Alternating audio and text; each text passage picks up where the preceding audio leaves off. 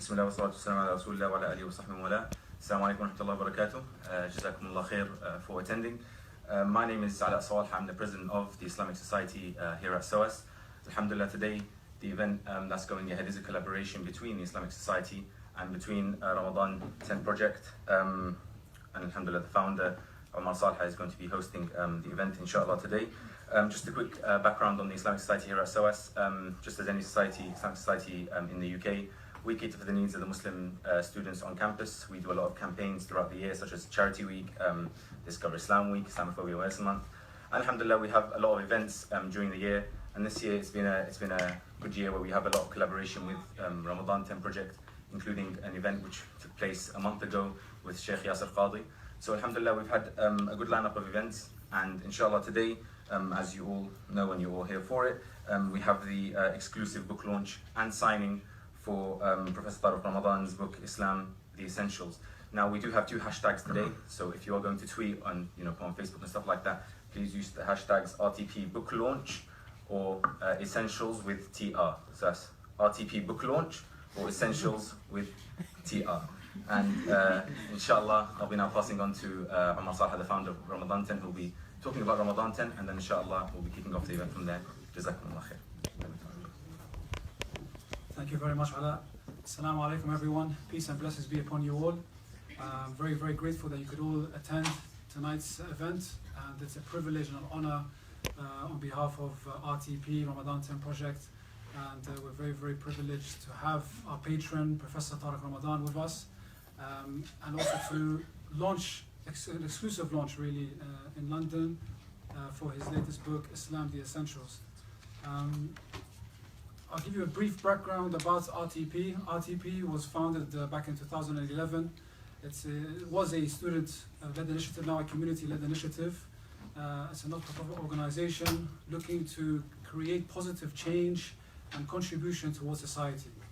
And the organization has done that through its flagship project, which is Open Iftar, which is hosting people from all walks of life, different faiths, during the month of Ramadan, and providing free meals during iftars for 30 days in London.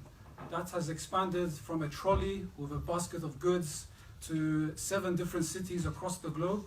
And now we have this annual project, Open Iftar, in Istanbul, in Zambia, in the United States, surprisingly enough, Canada.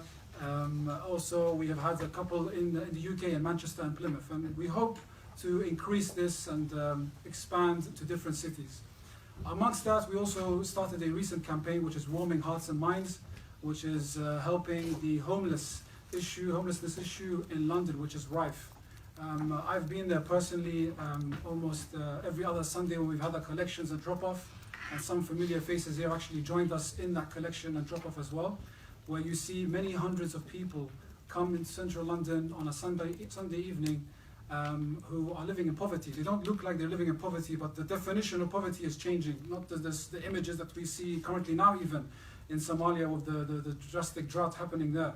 But in inner city London now, there are many, many people who look well dressed but are homeless, do not have a home. They're living in the streets. So it's a very, very important issue, and we shouldn't be neglectful of that. So these are some of the projects we're working on.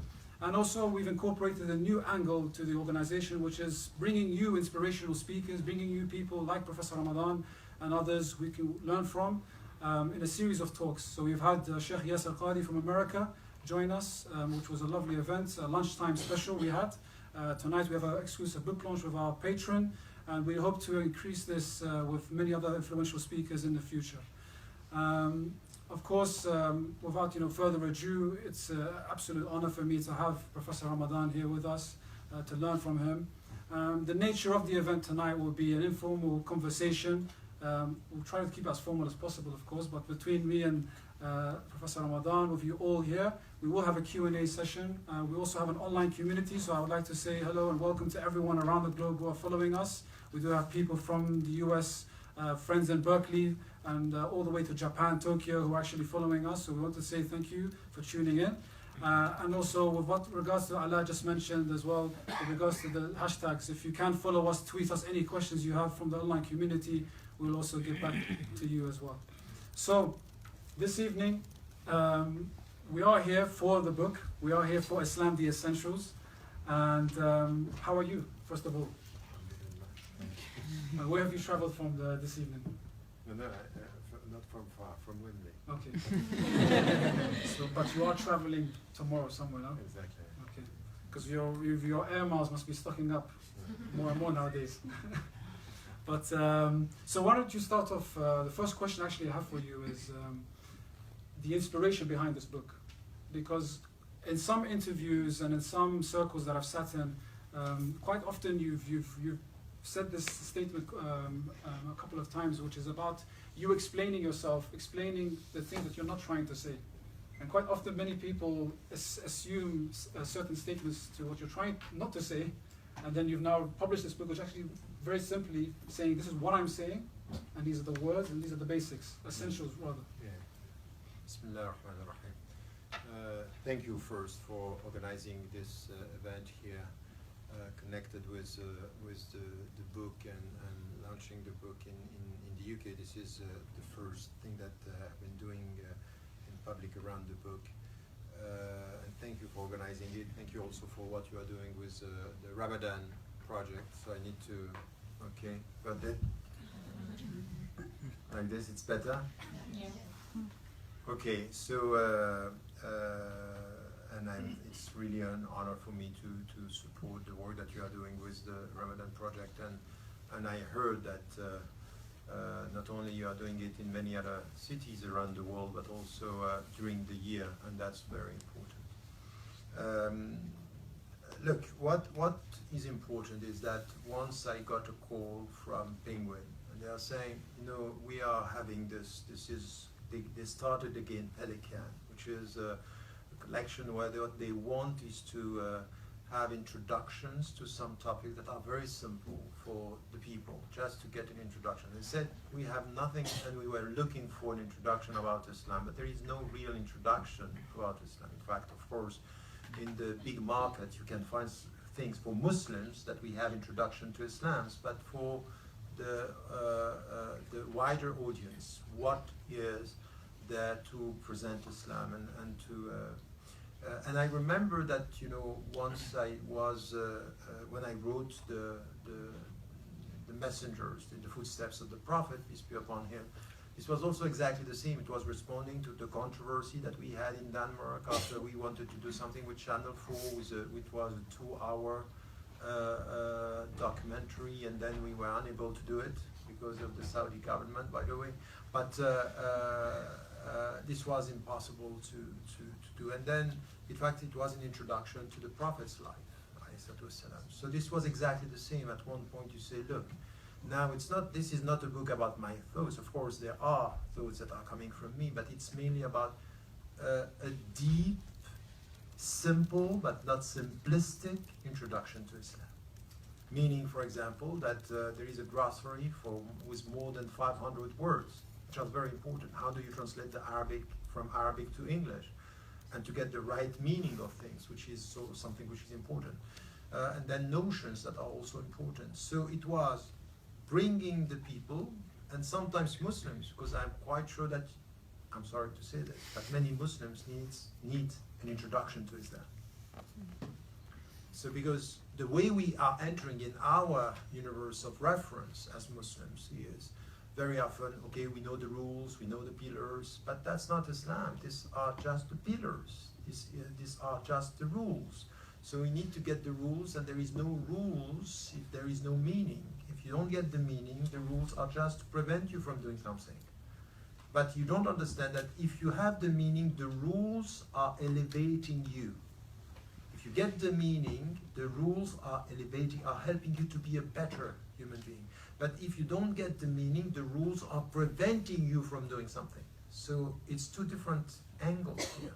So what I'm trying to do with this book is really to come with the deep meaning and starting with history, because it's very important. What you get today with people, for example, we are talking about Trump and we are talking about all these people, the populists, are saying Islam in itself, it's a violent religion. It's a religion where there is in itself discrimination. These people have no sense of history. because our history is completely different. It's just there would be no coming back to philosophy in the West without not the translation of Muslim philosophers, but the comments and even the production of Muslim philosophers. So the golden ages of Islam are saying something about our religion, which is don't essentialize, don't take the marginal to define the general. That's the reality. So even us, when I speak with so many Muslims, they don't know about our own history. You are, for example, living in the West, and you don't know that when the people are coming to you say, you know what, you Muslims, you have to integrate into our culture and our values. Oh, you might have to read again and to learn again your own history, because in your history there is already many things coming from Muslims and Islam, in philosophy, in mathematics, in sciences. So this, I'm starting with history. And I would say that as Muslims, we need also to get a deeper understanding of our own history. And people of other faiths also should do exactly the same. So it has to do with history. So I started with the Prophet, ﷺ, and then the history of Islam with the different steps. Also the different sciences that we have as Muslims, and this is also something which is important, to know our own tradition and what happened within our tradition. Because at the end of the book, in fact, you know who helped me to write this book? In fact, it's my program manager, my assistant. She's not a Muslim. She has been working with me for the last 6 years. I said, okay, look, if you would like, and you have to read an introduction to Islam, what would you like to see there?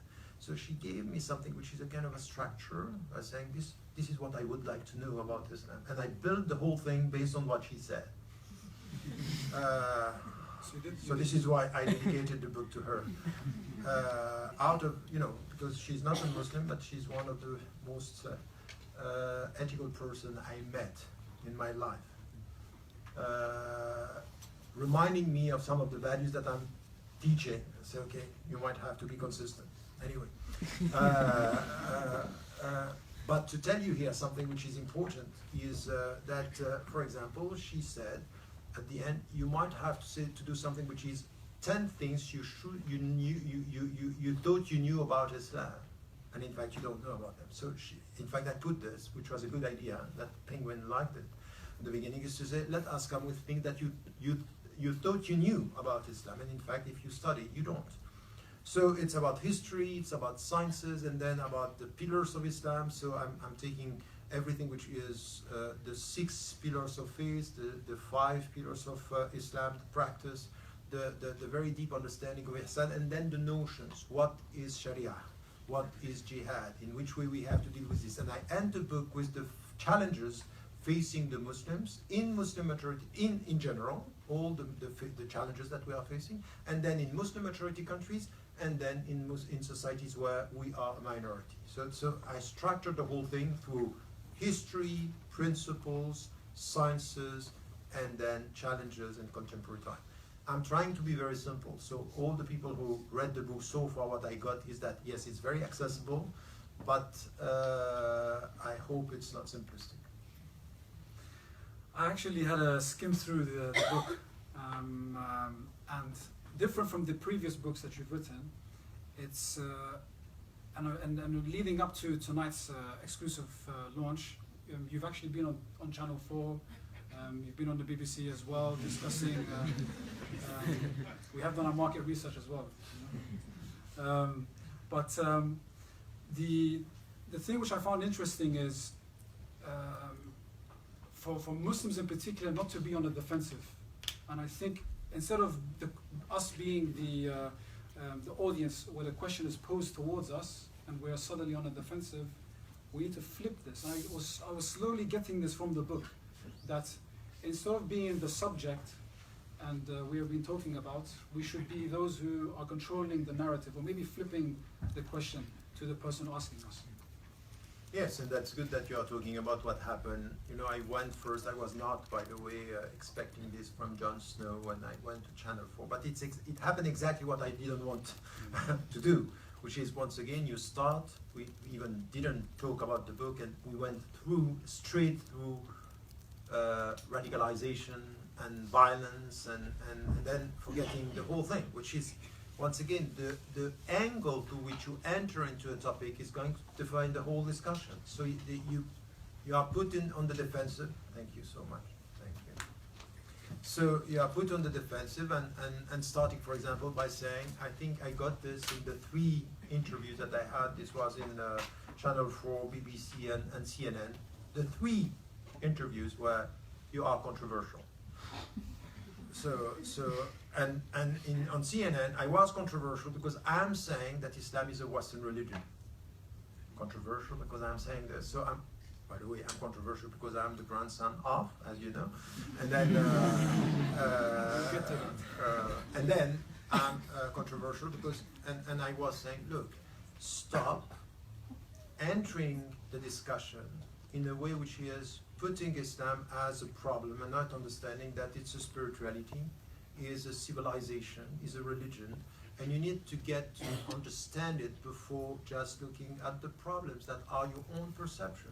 So I'm saying this as an introduction. If you want to enter a universe of reference to spirituality, you need to be courageous enough just to enter without prejudices and without just your perceptions of the other. So it takes courage to just travel towards the other.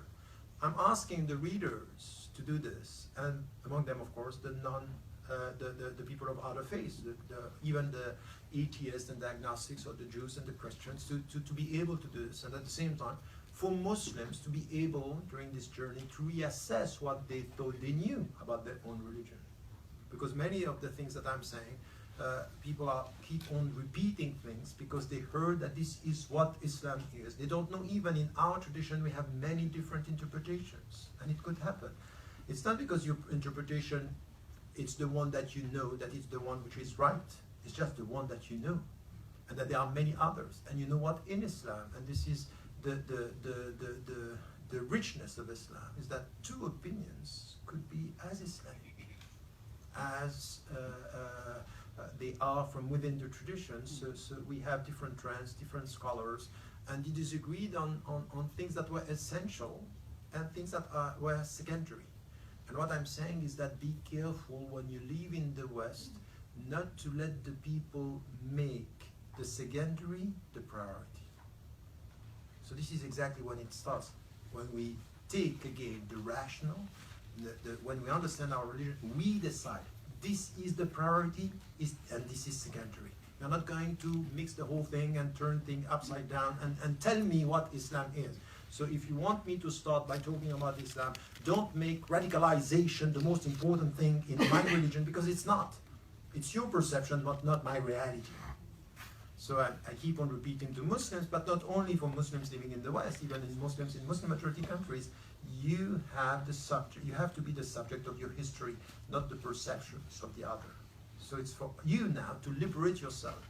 So the next book that I'm writing now, it's a manifesto for an Islamic liberation theology. It's all about liberation. It's how do you liberate yourself from what the people are talking, or what the people are doing with you, or even what you yourself, being alienated intellectually, you do to yourself, because sometimes you are the first to imprison yourself in very wrong and superficial perceptions. And I mean, for those of you who has a copy of the book, by show of hands? Okay, and who's read some of the book, or all of the book, as a matter of fact? Okay, well, you're honest, that's good. So in only one started to read it. Wow.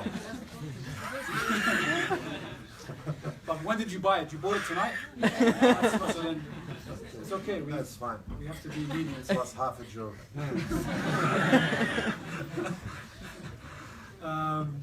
But what I was going to say is, actually, if you look at the book, it's very light. But there's so much covered in the book. It's fascinating. I mean, you talk about mu'amalat. You talk about, and this is a very, very, I think personally when I was reading it, it was an integral part of the book, or the message of the book, because it's literally the essentials. We're going back, if it could be, if there was another title, it would be Islam going back to basics. Because at a time now, what you're saying, that's what we need. Specifically with Muslim majority countries, and even you give examples, and you very carefully use the word Muslim majority countries and not Muslim societies, because Islam has evolved and changed. Maybe the Islam that we know is not the Islam that is practiced back in the Middle East or parts of Africa, for instance, or Asia. And you talked about education. And since we are here today, many of us students, and we are at one of the leading institutions here for Africa, Middle East, and Asian studies, you feel that there's a massive scope or a big gap when it comes to Muslim majority countries with education in particular. I wanted some of your thoughts on this. Yes.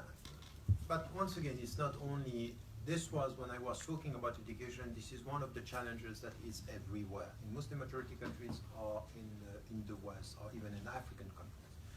We have a problem with the way we are teaching our religion.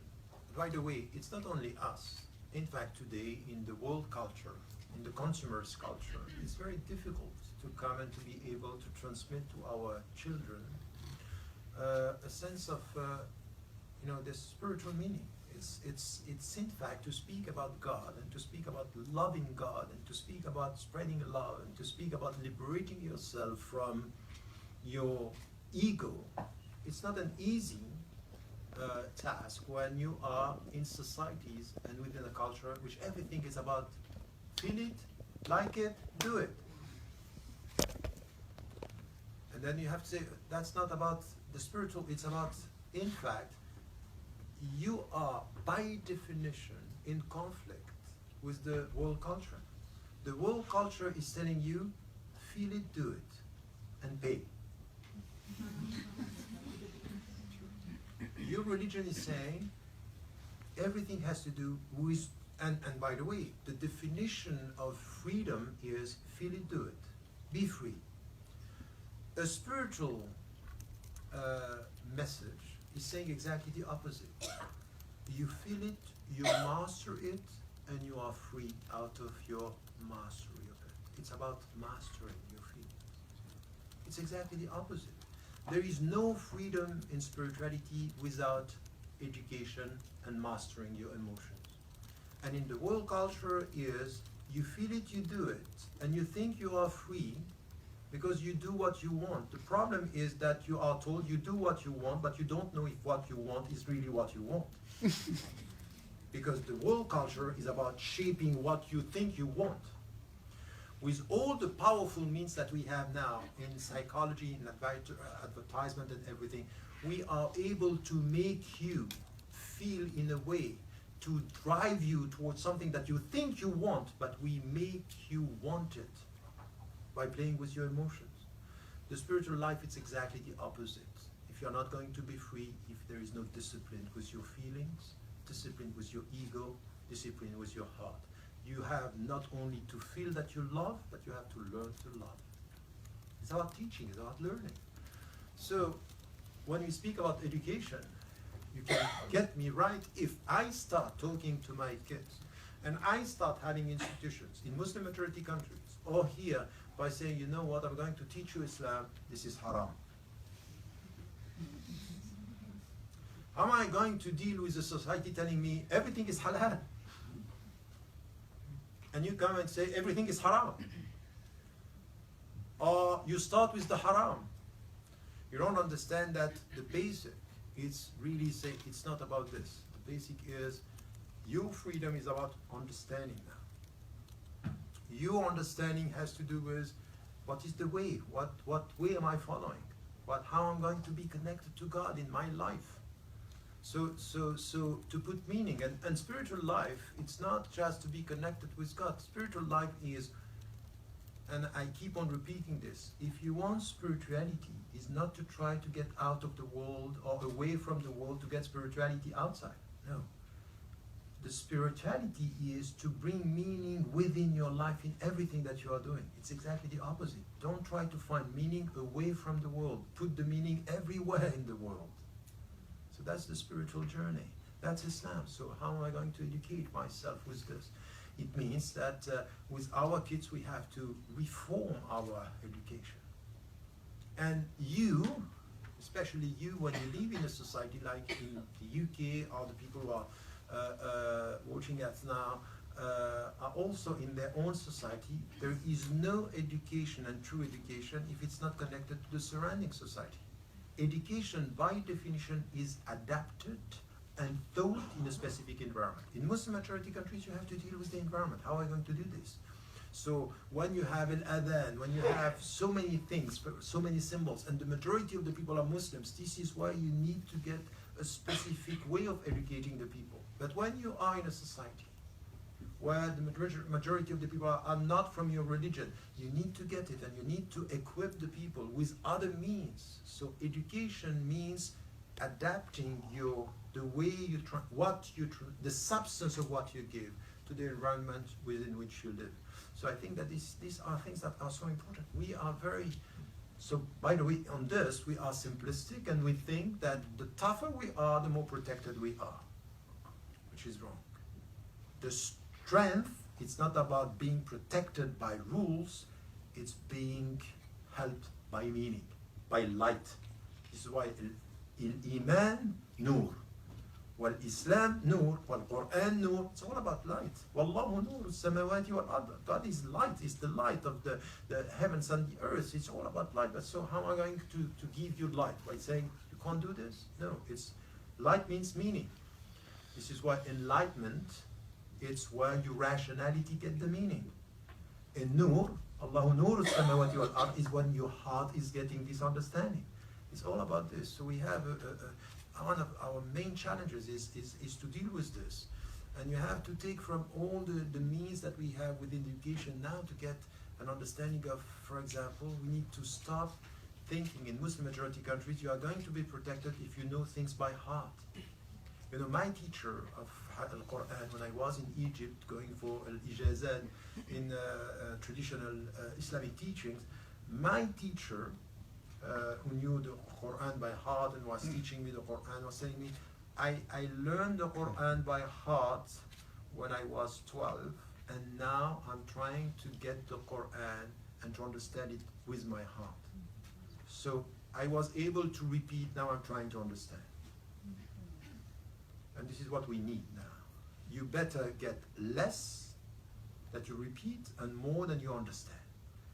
So this is something which is we are more equipped when we understand what we are doing and what we are saying, and this is what Islam should be, and the way we have to. So it's what I was trying to do is just keep some and provide people with some understanding of the meaning of this spiritual journey, and to reconcile us with all this meaning, because we have trends, and this is what we have in Muslim majority countries. We have the literalist, the traditionalist, the mystical trends. We have.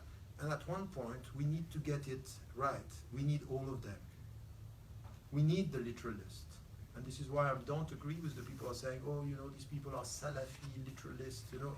Not the Salafism or the Salafists that we are talking about being radicals and things and violent extremists. I'm talking about the Salafi who are following in the footsteps of very literal reading of the Quran. I don't agree with them, but I need them. Why? Because sometimes they come to me and say, be careful, the way you deal with the reality is making you forget the texts. And they are right. Sometimes we forget the text. And I need the people who are reformists, because it's true that we have to read the text and to repeat the text, but the reformists are saying, and from that trend, you need to understand the context within which. And I also need the people who are mystical, or the mystics, are saying, be careful, don't understand the text only with your mind. There's something that you have to understand with your heart.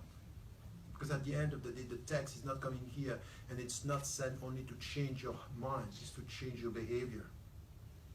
Because what is in the text is, if you don't get how are you going to know if you get the text? By the way do you recite the text? No.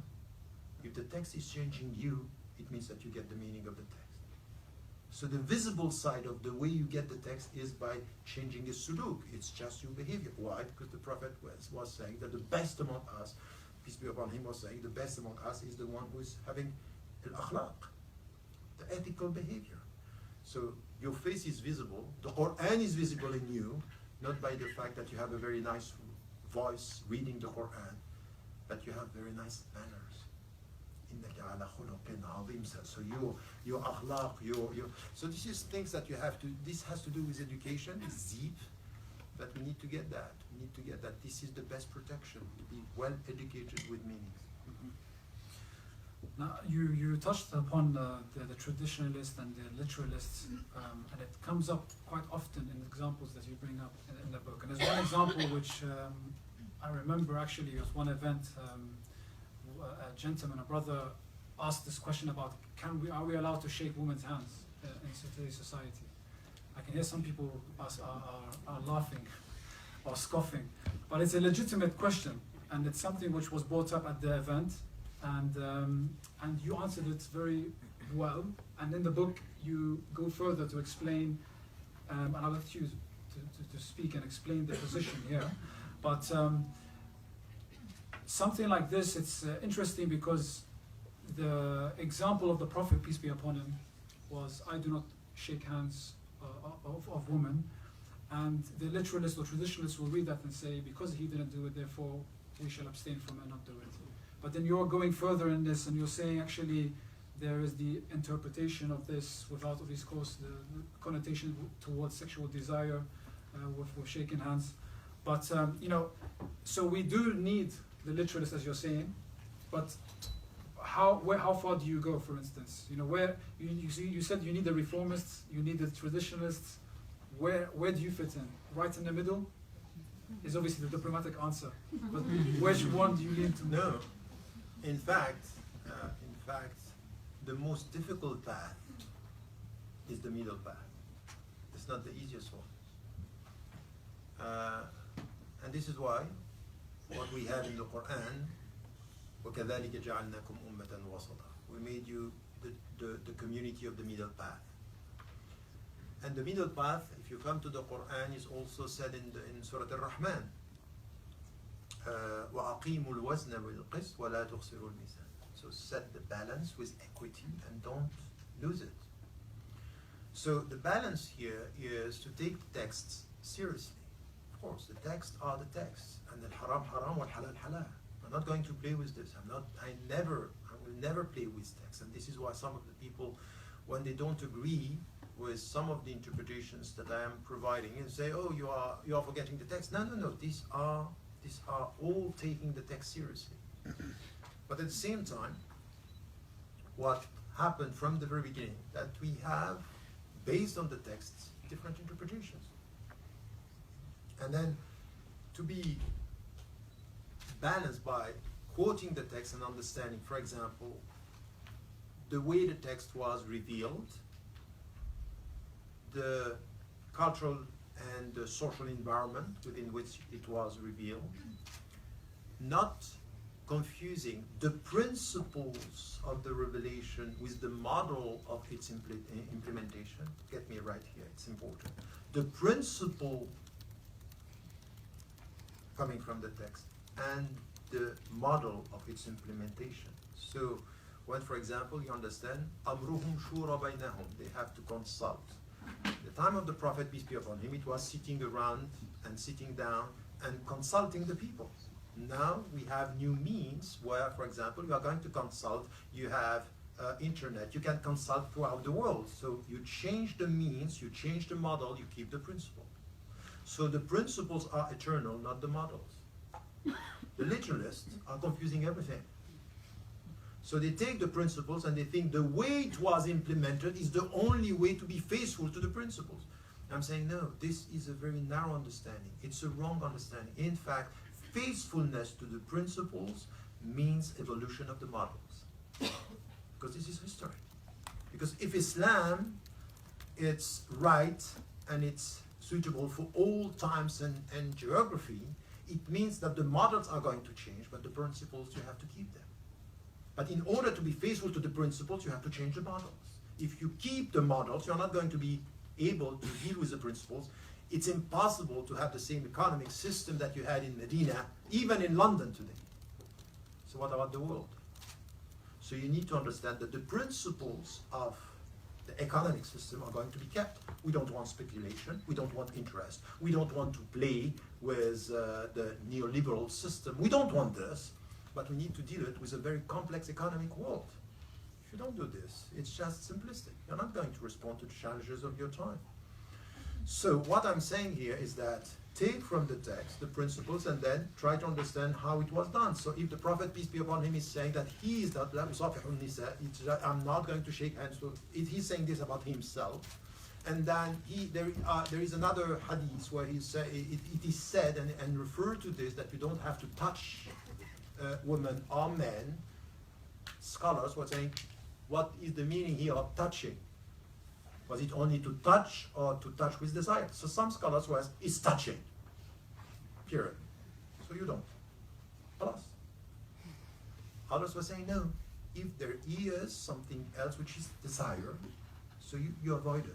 Meaning that, and some scholars are doing it, that they shake hands when it comes to the social or the cultural. So this is possible. So you have two main positions on this.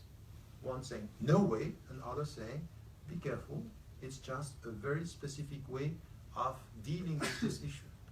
So for Muslims, what I'm saying is that if you want to avoid it, avoid it. But don't tell all the Muslims that if it's happening, they are doing haram.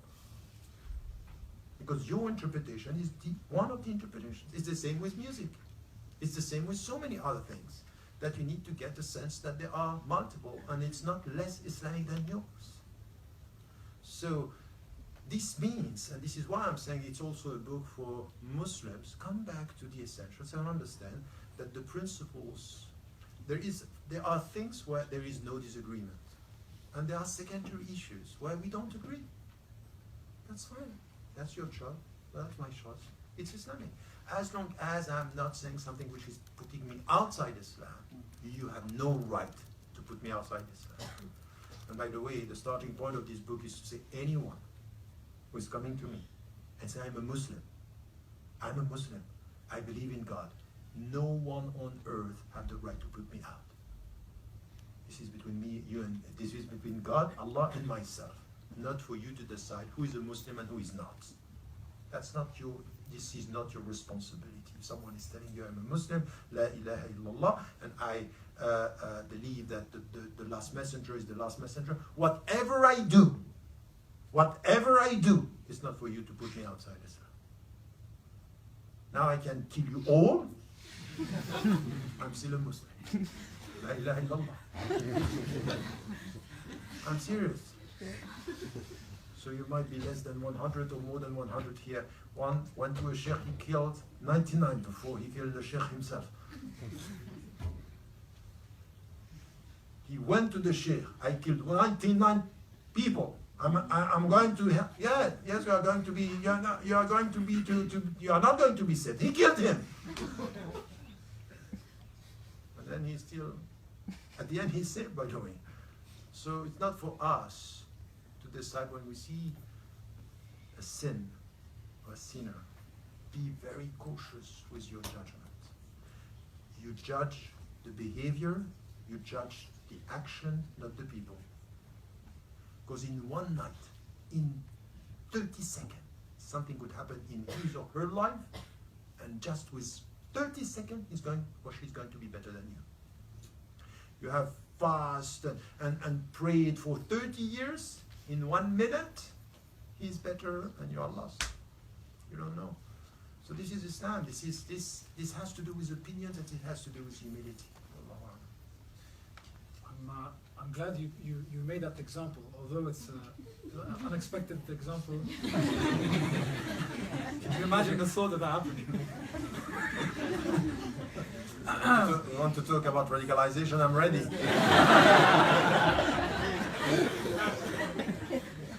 No radicalization. No. We can't have that conversation here. But I'm glad you touched on that point, because I was going to allude to this, and you were talking about we cannot judge the person whether they are Muslim or not, but the act itself is un-Islamic. Is that a fair judgment to make? That can we say that the act is un-Islamic, or do we say it's not of Islam? Yes, we can. We can say that the act is non-Islamic. Yes, we cannot say about somebody he's not a Muslim.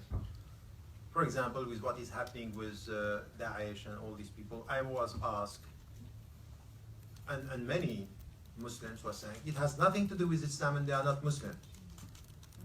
It has to do with Islam, and they are Muslim. Of course it has to do with Islam. Of course that some are quoting some verses of the Quran and they are taking it.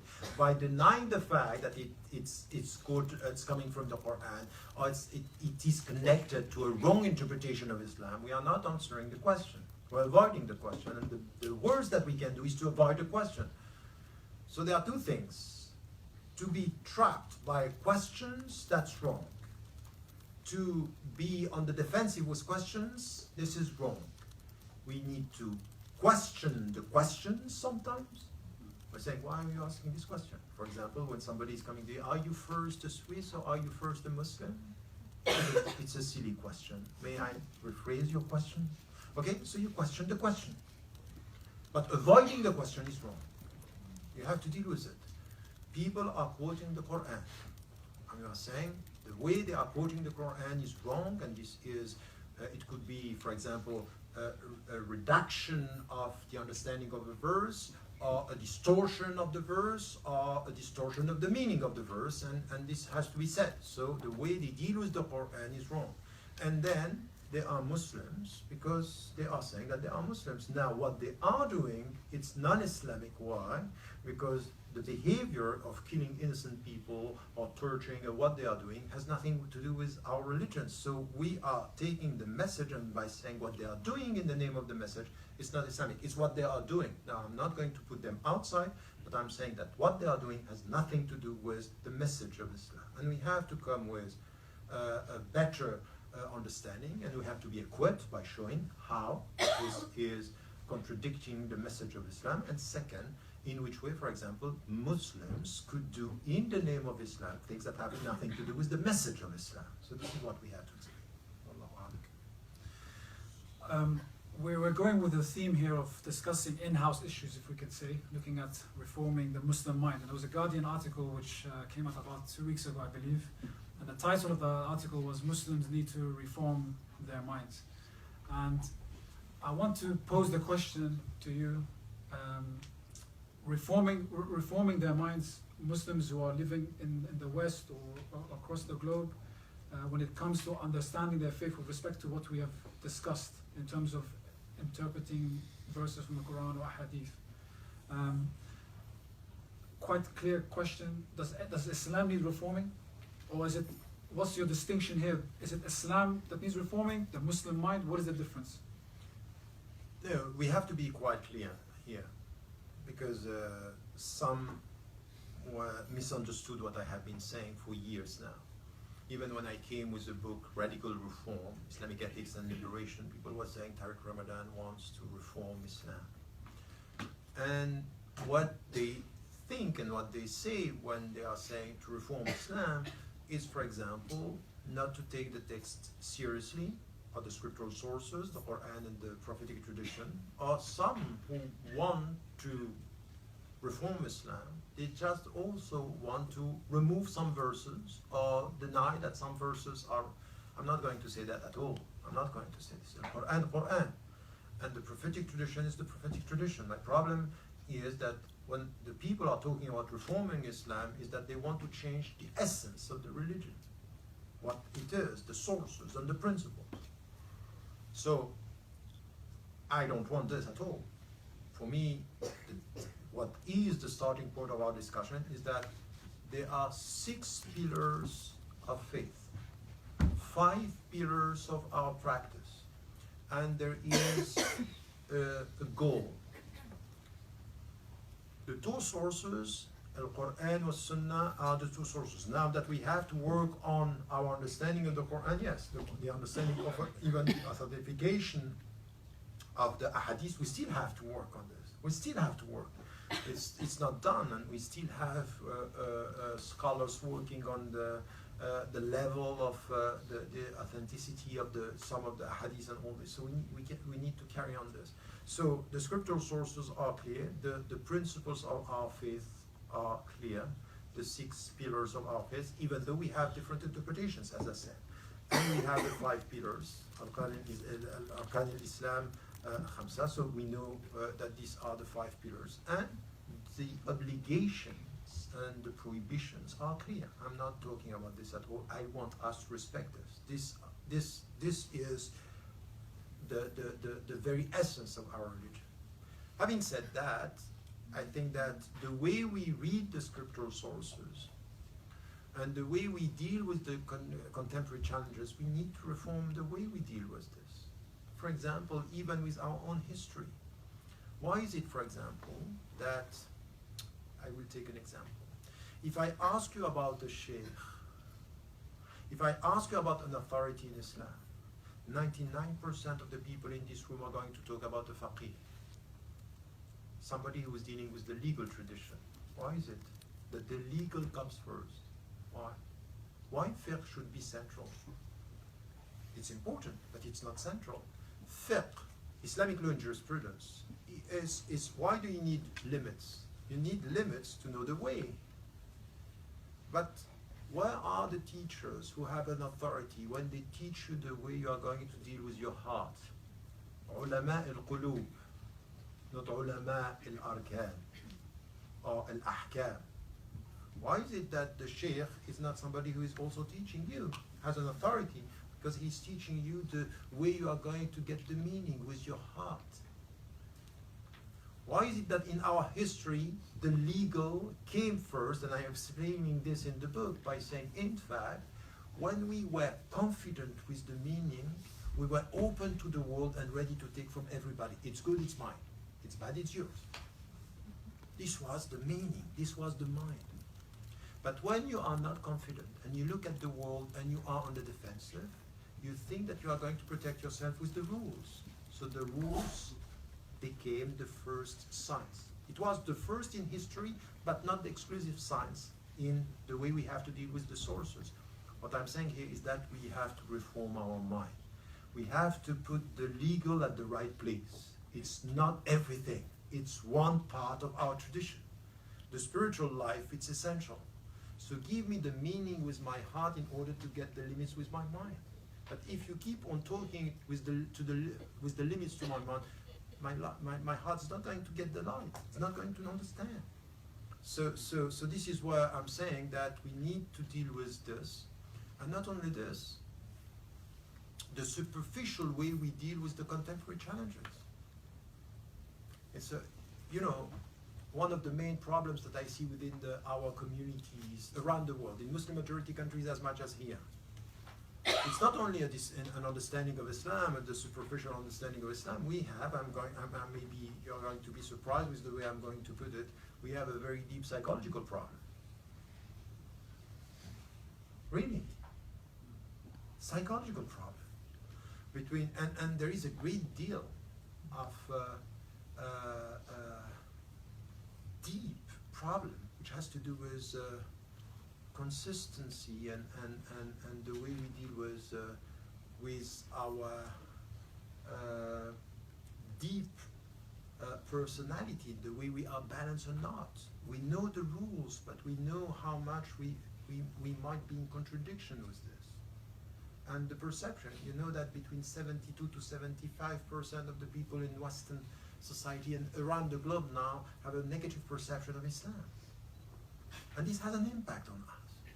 So we have a psychological problem, meaning is how I'm going to be consistent with my own tradition. And then how I'm going to liberate myself and not to be on the defensive. I'm going to try to be a good Muslim in this society, which means, in fact, wherever you are on earth, it could be in Morocco, it could be in Egypt, it could be in Turkey, it could be in Pakistan, it could be in Malaysia, it could be in Singapore, wherever. It's difficult. So let us face it as it is. In fact, instead of pretending that everything is fine, that I'm a good Muslim, no, let us face it as it is, and then come with the way we reform and we deal with some of the problems. So we have a psychological problem, and when you go and say, you know what, I feel that there is something wrong in the way you say, people are going to tell you, you know what, you have to pray. Okay, I know that. But I need to talk to somebody. I need to have more communication. I need less judgment and more love. I say, pray. Thank you. I knew that. Because I'm not coming, and some are saying, oh no, don't touch psychology. Psychology is coming from the West. What we have is ruqya. Jinn, Junoon, A'udhu Billah. But you know what? You are laughing. I see students at the highest level in our university being very bright when it comes to knowledge and very simplistic when it comes to the things. It's as if it's schizophrenic. Very deep when it comes to his knowledge, science, mathematics, except Jinn. We have psychological things here. And then when it comes to some of the fields, and this is what I'm also doing in the center that we have in Doha, the Islamic Legislation and Ethics, we are training people and trying to get now with all the things that we are doing, for example, 1 week per year, we go in Grenada 5 days, trying to do what? Trying to do what? We did it now, it's coming in May. We have 50 people with us. We are trying to get what? The connection between our principles, our ethical principles, and many fields that we have in science. How are you going to deal now with neurosciences? How are you going to deal with bioethics? How are you going to deal with environment? What is our contribution in this? So you come and say, you read the Quran and you read the hadith and say, you know, the Prophet ﷺ told us not to waste water. Did he tell you to drink Coca-Cola? It's not a joke. Coca-Cola is not a drink. Coca-Cola is a way of life. I'm not a joke. For me, it's a personal fatwa. For me, it's a personal fatwa. Fatwa is, you cannot export the fatwa, but I'm going to let you think about it. For me, Coca-Cola is haram. I don't drink Coca-Cola. Never. Don't put Coca-Cola in front of me. Because it's a way of life, and the way of life is a consumerist society destroying everything else. Don't drink the traditional drinks, Coca-Cola. And you go even in Arabic. هو الأصل Coca-Cola. In Arabic, Bismillah. In Al-Azhar, they are drinking Coca-Cola. And so you want to change the world? Ask yourself what you drink. The connection between the world economy, the way they are changing the way you drink. You go in Africa, in poor areas, Coca-Cola. Even the water, Coca-Cola. Can you imagine that the water is produced by Coca-Cola? The water in Africa. Okay, you look at this and say, don't we need to think about in which way we are going to be consistent with our own principles? Because what we got from the Prophet ﷺ, you are what you eat and what you drink. You are what you eat and what you drink. The way you are going to slaughter, it's not about the way you kill, it's the way you nurture, it's the way you protect the animals. And don't come with the rules forgetting the meaning. So I would say that these are things that I think we have to reform our minds. And who has to do this? Let me tell you, and this is where I'm turning to you. Many scholars, they are not happy with me because they say, you are challenging our authority. In a way, they are right. But it's not them that I'm criticizing. It's you. It's you. Because at the end, we have what we deserve. If we are not ready to ask the right questions, if we are not ready to be part of the discussion, understanding that if I don't go to the scholars asking deep questions about what am I going to do in bioethics, in environment, in the media, in gender equality, if I'm not going to ask the deep questions, I'm going to get the superficial answers. So we have to be involved.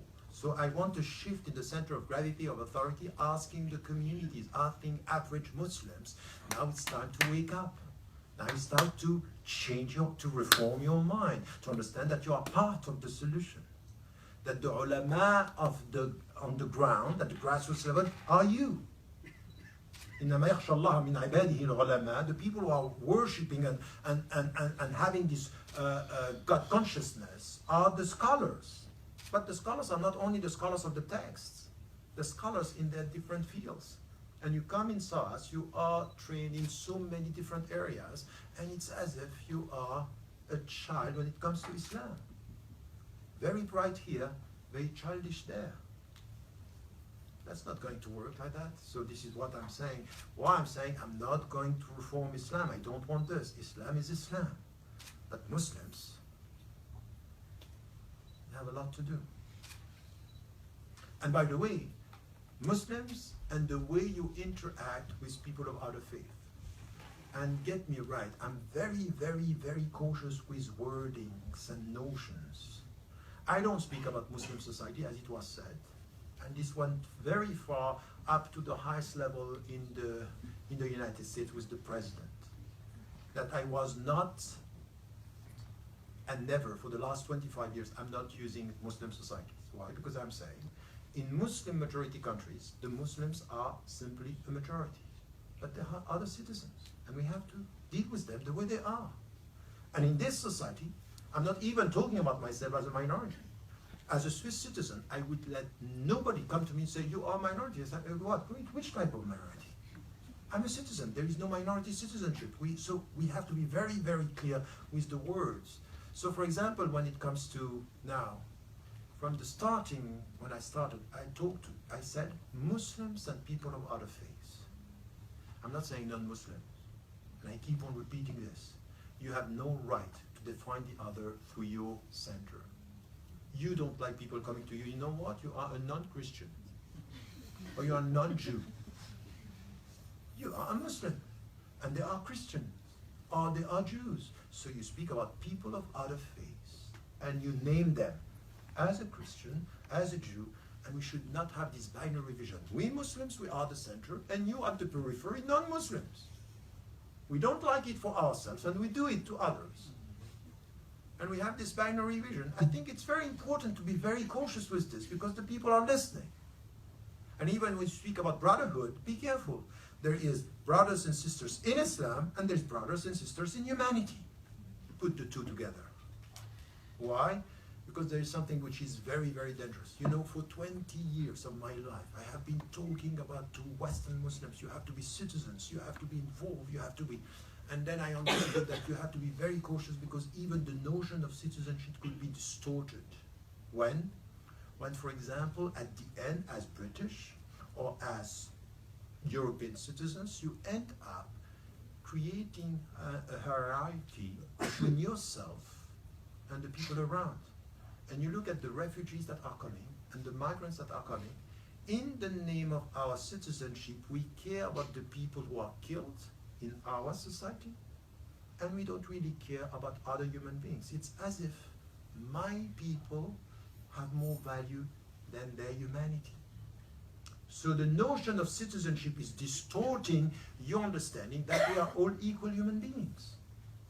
It's not normal for hundreds of people or thousands of people to die in the Mediterranean Sea or to be rejected at the time. Now that I'm talking to you in the Balkans, I was reading this morning, that you have people waiting because they cannot enter. It's cold, it's difficult, and there are refugees. We treat them as animals. Who said that? One of them, on TV. For you, we are like animals. And we have normalized the fact that when it comes to our people, our citizenship has more value than our humanity. So be careful. And some of you who came from the South, after 2 generations, you are integrating this hierarchy in a way which is not acceptable. If at one point your citizenship has more value than your humanity, you are in danger. Because the starting point of racism is mine are better than others. It's my color versus your color, my religion versus your religion, and my citizenship versus our humanity. That's the starting point of something which is unacceptable. And I'm sorry to say that I see so many Muslims buying it, promoting it, nurturing that. They want so much to be shown as British citizens, German citizens, or Swiss citizens, or French citizens, or American citizens, that at the end they have exactly the same attitude, which is not acceptable. If you are an American, how come are you not going to support Black Lives Matter? You should be at the forefront, not only facing the American system, but facing Muslims that are in their own communities indulging into something which is unacceptable, which is internal racism. We have racism. We have Muslims that are very racist. Some, for example, migrants in the United States, the way they look at the black American Muslims, they themselves say, I feel that I'm a second-class Muslim. Even here, in Europe, it's exactly the same. So if we want to be serious about this, we have to come together. It's unacceptable. And it's internal. So when you are a black and you deal with an Arab, depending how the Arab, in a way there is a great deal of racism within the Arab societies towards the black people. We know this. And if you read, and I put this in the book, if we read our history, we have to do with slavery. Arabs were involved in slavery, and they were buying and selling black people. They were involved in this, and sometimes in the name of Islam. Are we going to idealize and say that it's only a white thing? No, it's not. Arabs were involved in this. And then we have a new type of racism, is that when people are converting to Islam, it's that when you are converting to Islam, you are not exactly a good Muslim as I am. Because you have to Arabize yourself. So when I'm saying this, you know, the Asian people are very happy. Say it. That's fine. The American preach, again, you know, the Americans say. So that's fine. But when you go now to the Asian people, you will see that they do exactly the same with some converts and sometimes with black people. So we have racism everywhere. So if we want to be consistent with our religion, it's very important to know our history, because our history is not a white history. I mean, it's not a pure history of very nice people. We have very bad Muslims, or very bad, or Muslims behaving in very bad ways and justifying this in the name of Islam, to the point that what we have now is governments. So we should, it's one of the challenges, by the way, idealizing our past has two impacts. Is not to get what happened, one, and second is they were so good that we can't just compete with them, so we are making ourselves helpless. And that's also an impact which is bad. Oh, everything was said by the great scholars of the past. But the great scholars of the past were just human beings. They tried their best. We have to do the same. On this last point that you made, there's a lot I want to pick up on. But this last point that you made with regards to idealizing the companions of the Prophet, peace be upon him. And I remember there was a setting where the companions are asking the Prophet ﷺ, and he's saying that I miss my beloved. And they say, who are your beloved? And he says that they are those who have never met me, but will send salutations on me. They are my beloved, and they are more beloved than you. And if we understand the weight in this context here, therefore we can never use this example of saying that, oh no, they are something else, because the Prophet ﷺ is putting us in a much elevated status than the companions who were there with him and who knew him very, very much close.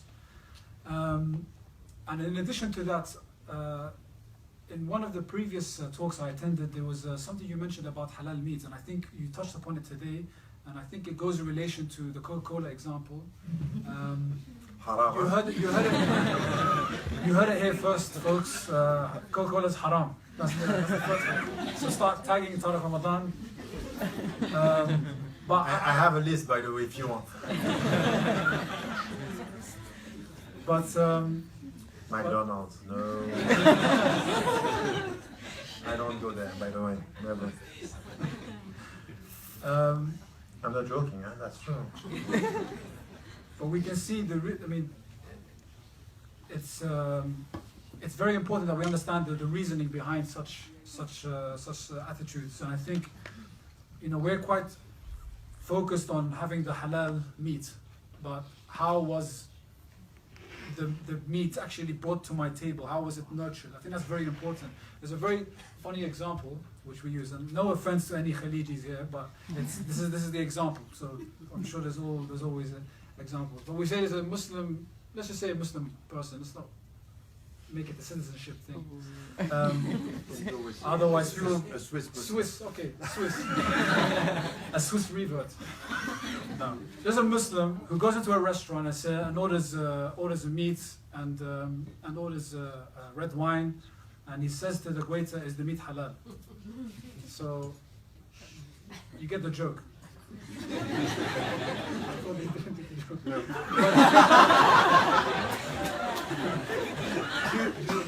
You get it?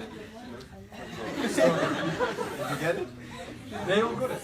Okay, I'm So, sorry. so the Muslim Yeah. walks into a restaurant and he says, "Can I have red wine and meat?" Okay. And he's like, "Is the meat halal?" And the waiter's like, "Are you serious? What do you mean is the meat halal?" Even I'm not Muslim and I know that you can't have red wine and the meat. The point being here is that the consistency is very By important. the way, the meat could be haram, not halal, and the wine is haram, so still it's possible. No?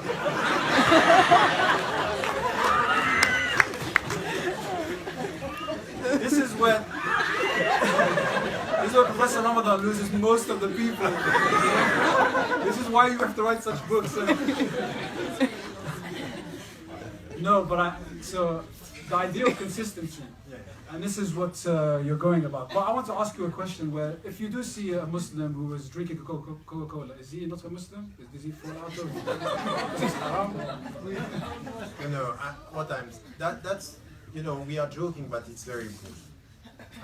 I'm taking this quite seriously.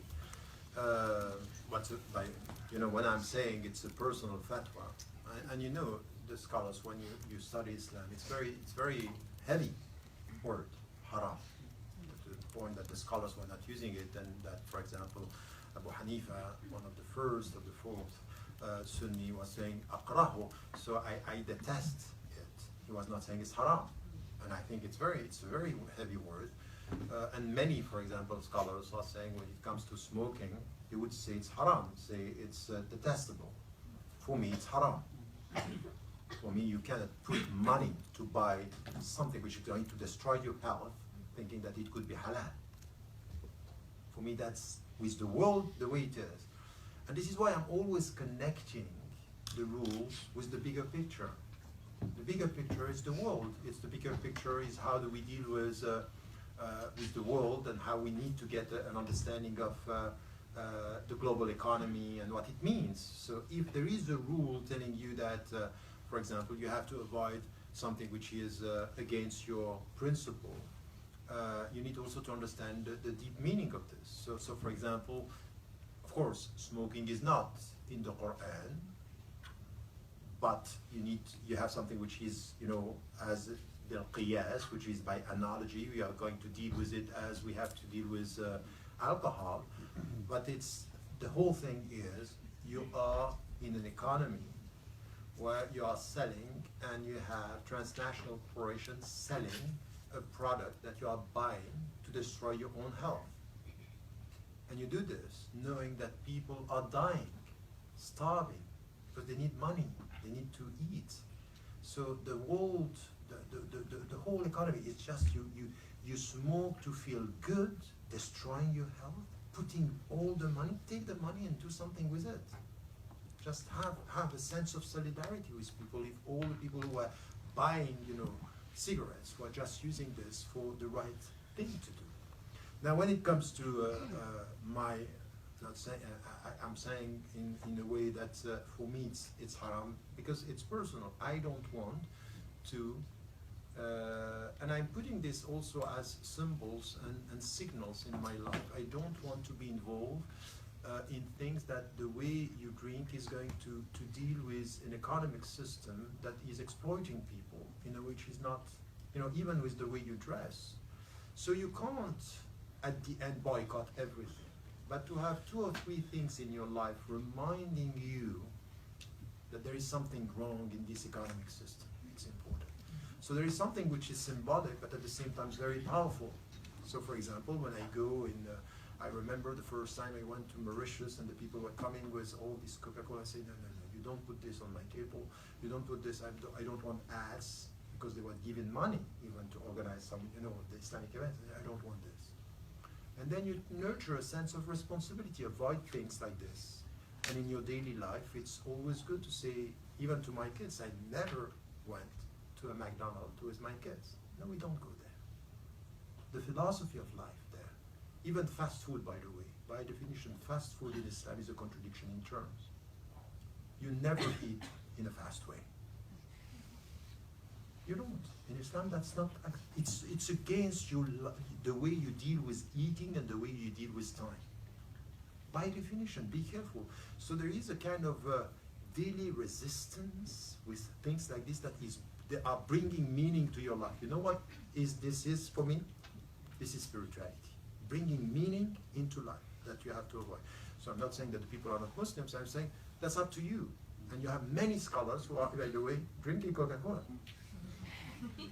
Okay. And my answer to this is, alhamdulillah ala kulli hal. That's their responsibility. What I want you to understand here is that in which way you have to go deeper with the rules to understand the meaning. So for example, when you ask halal meat, for example, you may have to ask yourself, I have been I was in the what they call a theological commission, a committee with one of the most powerful organizations with halal meat in France, for example. I was dealing with them, I was involved, and I was telling them, that's fine, you are very strict with the rules. I want you to be very strict with the whole process. The way you nurture the animal, the way you need and this is for me what is halal. Halal is not only the way you slaughter, it's the way you protect, the way you protect the life with dignity. There is dignity within the creation and with animals, with life. Because for us, life, there is something which is sacred in life. What means secret? Means that when you touch life, you can only do it by the permission of God. And if you do it, it's to eat, but to eat by protecting the animals' rights, because they have rights as living being. So I think that this is where I think that us, in our daily life, instead of saying we are very superficial with our religion, is that how are you in your daily life with your religion? Are you trying to, for example, things that are very simple, very simple. When you are sitting and eating, the starting point of your spiritual journey with God, with Allah, is to say Bismillah ar-Rahman ar-Rahim. So I start with God. And then when you eat everything. You don't waste eating. And you make it clear in your family, when your kids, you eat everything in your plate, because this is the way you are respecting life and you are respecting God. Very simple thing. Instead of saying halal and haram, say you eat. and I would say that these are things that are for me essential. This is the starting point of the spiritual journey. Wallahu a'lam. Just a fun fact. There's only 2 countries in the world where officially they don't buy or sell Coca-Cola, and that's North Korea and Cuba. You laugh, but it's really distressing to know that, again, like Professor Ramadan mentioned in terms of the example where you go to some African countries and they don't even have a roof over their head, but you have so much Coca-Cola being sold around in these countries. And this is exploitative, and this is the consumerist economy that we're in. I wanted to draw our attention slightly, but before that, there was one thing that I wanted to pick up in the book. You mentioned about the crisis of masculinity. You talked about the patriarchal society, but it's a very important topic, really. You chose this by accident? No, because no, actually not by accident. I was actually reading some of the passages, and it's very interesting because obviously with the way the world was when the text and the hadith were interpreted, how we understand our deen. I remember one of your quotes was that you cannot have a culture without Islam, or Islam without culture. One of the 2. But that the point being that culture is a very integral part of Islam. But obviously there's some which comes with a baggage which is not Islamic. But it's interesting to see that throughout all of the tafsir that we read, it does come from an angle where how much has it taken on board the role of the woman. And obviously the role of the woman has changed especially today. And even if we look at today's society, it's changed. And then after that, I want to talk about some issues which have happened during the past week with regards to the hijab ban as well by the European Court of Justice as well. But on this topic, very briefly. Yes, the way I was putting it was not only about Islam, it was about all the religions. There is no religion without culture. There is no culture without religion, but religion is not culture. Meaning that when a religion has been revealed, for example, of course, it has to do with a specific culture. It happened with the Arabs, and then it's shaped in a way by the culture.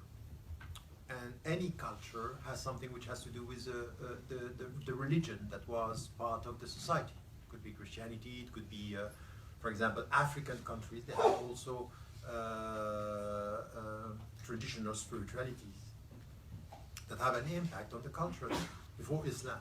And then it's sometimes then mixed with Islam or with Christianity. So we need to get this. And it's very difficult at one point to say, is it cultural or is it Islamic? So we have to come back to the text and what are the principles. Okay, so for example, when the people, are saying, for example, that the headscarf is cultural, no. The headscarf is not cultural. The headscarf is a principle. Now, the way you are going to wear it could be cultural, colors and things. So for example, when the Salafi was saying it has to be black, no, it was the color of the time. It should be, you know, the four things that we have. When it comes to dress, it has to be, it should not be transparent, it should not be tied to the body, it should be discreet. And I always remind the people, or remember when I said the three things, one of the African scholars, Alim, Sheikh Fofana, told me, and it has to be beautiful as well. And that's a very good point, because we think that modesty is close to ugliness. It's completely wrong. It's not that you have to avoid beauty, it's the way you are managing your beauty, modesty. So discreet and beautiful is something which is very important. It has to do with your own self. It could be beautiful and then at the same time you feel good with it. So it's the way you have both at the same time. These four principles. So this is the principle of the headscarf. It's Islamic. The way you wear it, the way you are, this could be cultural. And you have to make it clear that something is part of the culture, something is part of but you cannot just make it something which is cultural, and that's it. So that's something which is important in the way we deal with our religion. And when it comes to women and men in our tradition, we had from the very beginning a double problem. The first, when it came to reading the scriptural sources, we had people who were projecting onto the text their own culture. So the Arab culture or the Asian cultures projecting onto the text. The text is saying something and they are reading it from where they are. And at the end, from where they are and who they are. So if you are a man, and an Arab man, or an Asian man, or a man, you read it through your lenses. So at the end, when you speak about women, what is important in the way you are going to deal with women is not who they are, but what is going to be their role within the society. So you are going to speak about women as a mother, women as a wife, or woman as a daughter. But a woman as a woman, you're not going to be involved in this because you are a man. 95% of the Islamic literature on women is about roles. It's not about being. It's not about womanhood. It's about your role as a mother. It's about your role and very often your rights and your duties. And that's a problem. We need to have a very deep understanding of women as a woman. And who is going to be able to do this? Women. Not a man. The man has to do, where is your place in the picture? A woman is saying, what is my being within the whole message? So that's important. Add to this that because the men were dealing with this and sometimes with this cultural projection onto the text, and the other side of it is the literal understanding of the text, we have two problems. reduction to a literal understanding and projection to a cultural understanding. So we have these two problems. But there is something which you need to get. It's, and I'm not joking when I'm saying this. Many of the questions that we have now in Muslim majority countries or in the West about women are not a question that we can dismiss or we should, you know, that is wrong, they just want to target Muslims. Yes, that's true that Muslims have a problem with women. In the Muslim majority countries, that's true. You cannot deny the fact that many of our mosques are male structures and institutions. That's true. We have to be serious about that. And that some of the interpretations, because of our tradition, are very male-oriented. That's true as well. So we have to deal with this. But we also need to understand that with the changes within the society, men are dealing with a very deep crisis about the old tradition. What was a given yesterday is lost today. And if you add to this that many men in Muslim majority societies or in the West are in a social situation where their authority is questioned, they are lost. The old references are not as easy as they were. So you have a very deep crisis of masculinity today. Look at the figures. It's striking. And you have to get that when it comes to now, our communities in schools, the women are much more educated than the average number of men. Why? Because in fact, the cultural protection that our sisters had when they were at home, you don't go out, you stay at home, while the young boys were, as you know, at the end, they invested into schools and education.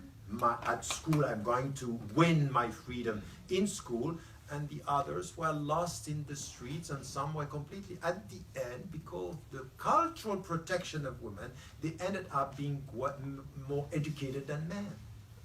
And then you come 15 years later and say, you know what?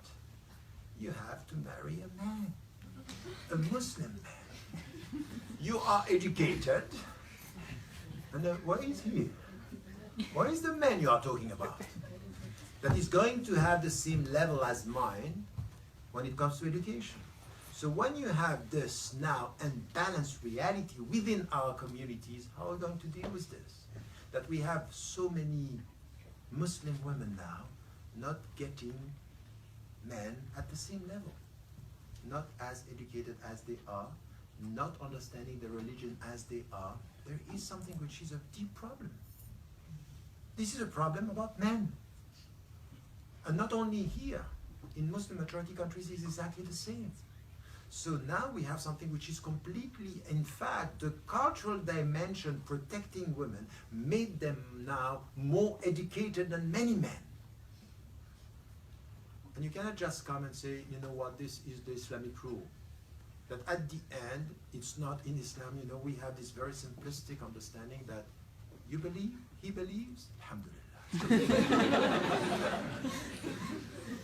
That's not life. That you believe, I believe, and then the culture, the education, the understanding, the psychology, that's very important. That's essential. Marriage is not only about love. Love is necessary, but it's not enough. Of course it's not. The cultural understanding, the cultural background, the educated, your education, your communication even, your communication. When you are more educated and you need more words than a man, that's going to be very difficult. If he's less educated than you and he doesn't speak, what are you going to do? In neurosciences now, we know that women are talking 6 times more than men. I'm serious. I'm serious. You know this. You know, but this is even now when you come to new sciences and you understand things that are so essential. You know, for centuries, the scholars were saying that in fact the testimony of a woman was half of a man because she's more sensitive than him. All the neurosciences today are saying that's wrong. In fact, what the scholars thought was the answer was not the right answer. Because in fact what we know now is that men are more emotional than women, but they speak less. In fact, the process that you have in the way the woman's brain is working is that when the emotions are coming, I need to say, I need to speak. And the men are keeping it somewhere here. And you know that your stomach is your second brain. I'm not joking, that's serious. So the way you are dealing with this, it's important. So the way you, and I keep on repeating this, because at the end, if you get this very deep reality and you add to this education, so when you are equipped with words and understanding, and you want to talk, and you want to express, and you end up with somebody who has less education, less words, less communication, and you say, you know what? You are a believer, I am a believer, alhamdulillah. It's not going to work.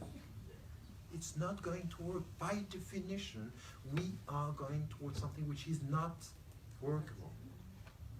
So how are we going to deal with this?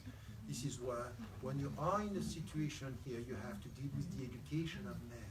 You have to deal with the new status of men within the society. Not to come back to the patriarchal system, but a more balanced system, where it's based on understanding this, bringing into our education the new knowledges that we have about the way it works between men and women. That's also something which we are not doing this. And we think that we keep on, for us, faithfulness is to stick to the old tradition. Faithfulness is the old principles with the new knowledges. That's faithfulness. So we have to evolve. No faithfulness without evolution. That's the challenge. All right, I'm aware that the time is coming close to our book signing session, but we will open up a Q&A, don't worry, so we'll have some opportunity for you all to get involved, and also our online community as well. If you have any questions, do send them through to our social media channels. I wanted to pick up on the ruling, the European Court of Justice ruling on the hijab ban. Obviously, some of you may have read the story and have read other commentaries coming out of this. We even have heads of states coming out and lambasting the ruling, but have only seen it from one perspective, where they think it's only directed at Muslims and particular Muslim sisters who wear the hijab, but actually also it's all, if I'm not mistaken, religious symbols. So those who also wear the cross are not allowed to in the workplace. But again, what I'm seeing is a trend across Europe, where we have the far-right parties have been mobilized, the rise of Islamophobia at its highest peak now in Europe. Trump obviously elected in America, his rhetoric which got him into office was very divisive and very toxic, still is. He's tried to tone it down a little bit, but what he went in with is still planning to have the Muslim ban. We saw yesterday actually in Hawaii, they refused the ban at the courts, and we're seeing this contestation continuing. Are we seeing now a new, so you talked about the reforming of the Muslim mind, so the internal issues, which we discussed at length, but now there are other challenges which involve external factors, external people. And in Europe we see a trend, in the US we see a trend. Are Muslims used as their witch hunt against Muslims? How do Muslims combat these challenges?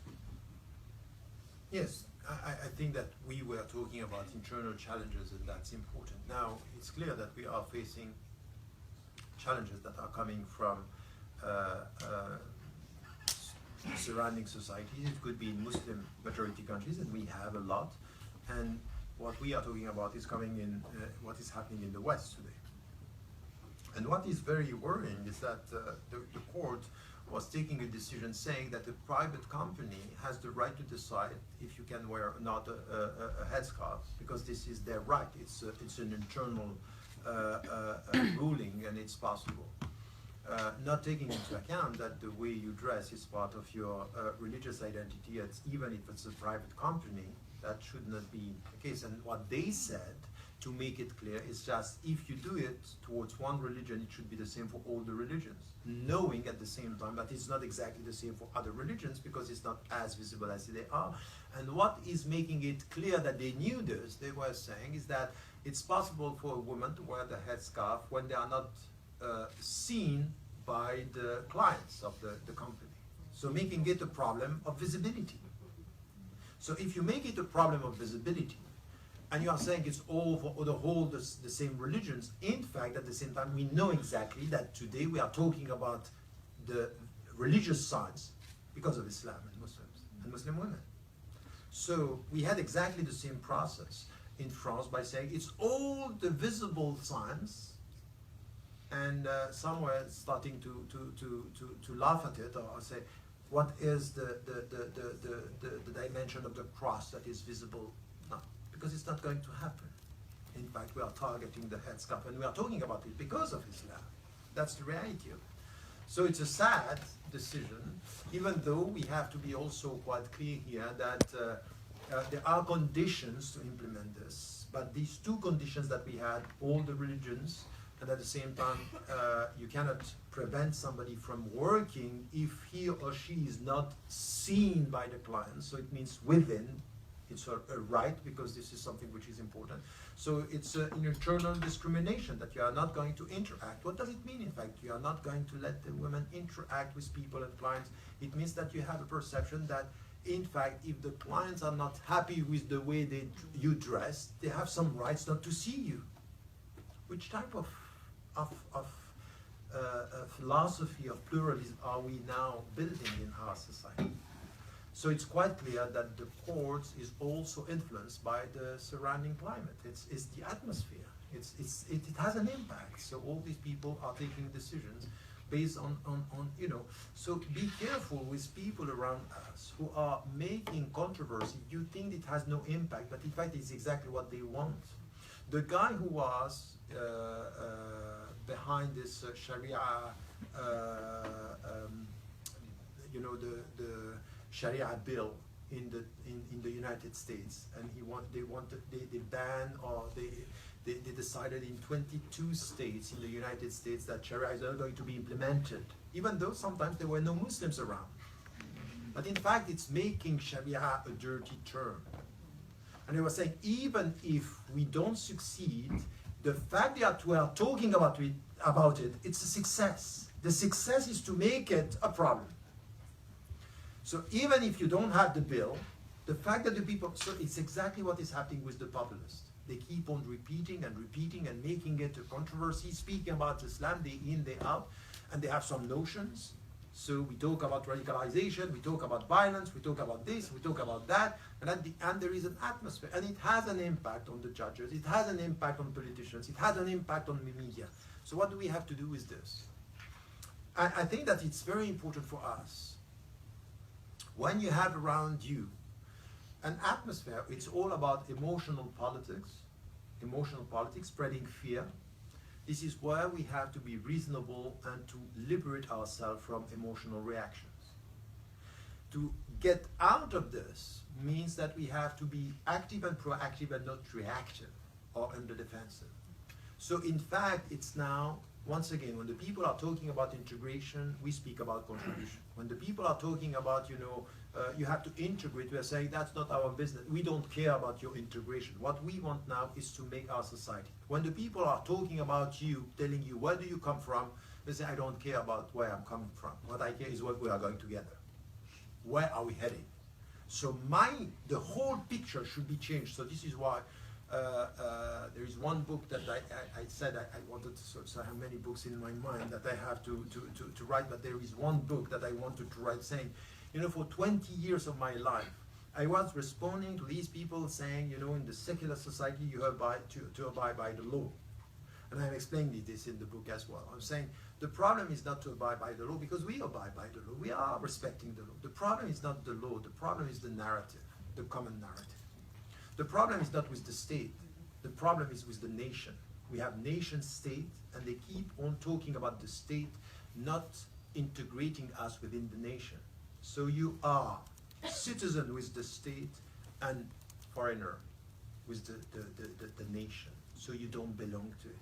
And the problem is that we ourselves, we are integrating the fact that we are not within the narrative. We are not at home.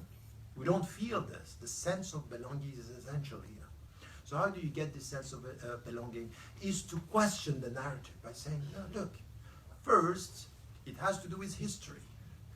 Never let the people around you reduce Britain or Britishness to something that they have built and reconstruct without us, against us.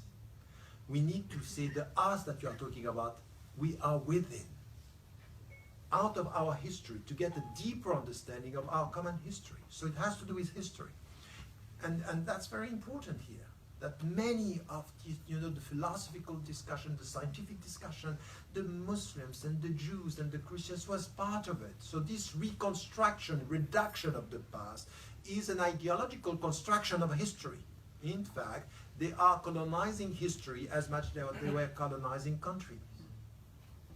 So there is a way of colonizing history by being selective with history. You have to come and discuss this. So it has to do with what? Knowledge. Second, it has to do with the common narrative. And there is one thing or two fields within which they are ready for us to be proactive. One is football, sports. You are most welcome. As long as you win with you, you are one of us. So I always take the Zidane example. Zidane was always a French when France was winning. He was Algerian when he started beating. But I'm not joking. I'm joking. If you give, you are one of us. If you are a troublemaker, you are one of them. And with music. And movies and art. That's fine. Welcome. Because it's nice. We feel good with you. Everything else, within academia, within the society, that's not the same. This is where we have to come and say, that's not going to work like that. We are part of the narrative in the way we are involved in journalism, in studies, in education, in journalism, in media, in arts, wherever. We are everywhere, in science, in computer sciences, everywhere. So this is why we are changing the narrative, and not to take out as exotic presence, play soccer and football, well, that's fine, good music. In fact, forget a bit about Islam. No. And it means here that the narrative is clear. We are not going to be less Muslims to be part of the common narrative. We can be both at the same time. So this is the second. And the third is it's a very important point. And this is why I'm challenging my fellow Western Muslims on this, is at the end of the day, ask yourself, are you here by accident to protect yourself, just to be able to remain a Muslim? Or do you get it right? That if you are in the West, is not only to be accepted as a Muslim, but to be a witness as a Muslim, which is not the same. To be accepted is, I'm not a problem. I'm not a problem. Karen Armstrong was always repeating and saying, who on earth would like to be accepted and tolerated? You go to the people, can you tolerate me? Can you accept me? That's not the point. Many of us today as Muslims in the West, we are colonized with the idea that we want to be accepted. We want to be liked as Muslims. And I keep on repeating always the same example here, is that when I come and I speak to some audiences and there are people of other faiths in the room, the Muslims are happy, say, hey, they listen, they are happy. It's as if we have an inferiority complex. We like the speaker when he's liked by people of other faiths. And so we look at them and say, hey, he's good. He's listening. That's not our point. The point is not to be accepted. It is to be witnessed. to be witnesses. What does it mean? It means that we have something to give, that we need to be visible with our moral distinctiveness, with our contribution. I keep on saying that the future is for us to be an added value. I'm not going to ask you to accept me. You're going to respect me by the way I'm going to contribute to the future of this society. You know why? Because I am a gift. I'm a gift. I'm a gift within this society. So I have to think of myself as a gift. So be a gift. Be a gift. And I always remember I once was in an interfaith dialogue, and a woman in the United States was saying, I said, I'm not here for you to accept me. I'm here to bother you. To bother you is what? The second aspect. I'm a gift and a question. I'm a question. Ask yourself, by looking at me, who are you? What are you bringing? Which message, which meaning in your life? So this is the positive dialogue. But you understand how we have to go through this process, which is not to be on the defensive, not to try to be only accepted, and it's about our contribution. What are we bringing to this country at the end of the day? What are you bringing to this country? And once again, it's not to bring a religion. We are not here to convert people. We are not here to convert people. We are here to remind them of the great principles of life. Respect yourself, respect life, respect animals, respect the environment. As to what you are going to do with your heart, I don't know, but I know that what I have to do with my heart is to be a witness to my message before human beings. Because I am a mercy for the world. Rahmatan lil alameen. This is what I have to be. A mercy is not to convert you, is to remind you of what it means to be dignified. I want to be the mirror of your dignity. Get that? Not for you to accept me. The mirror of your dignity. As much as I am dignified, I want you to be dignified. That's it. And if I can help you to be a better Christian, a better Jew, a better human being, that's enough for me. As to your heart, it's between you and God. But me, to help you to be a better human being, that's what I should be in this society. So to help this society to be better. So you understand, it's another way to look at our own responsibility as human beings. It means that if you want to be a witness, check your way of life and what you drink.